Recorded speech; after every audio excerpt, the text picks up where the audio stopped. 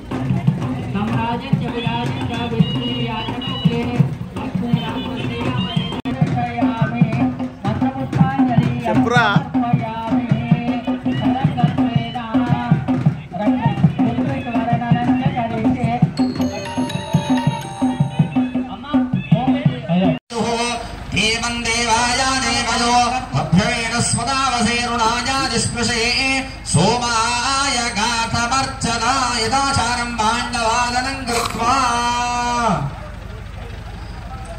गृहीत्वा अनेन नाम्नी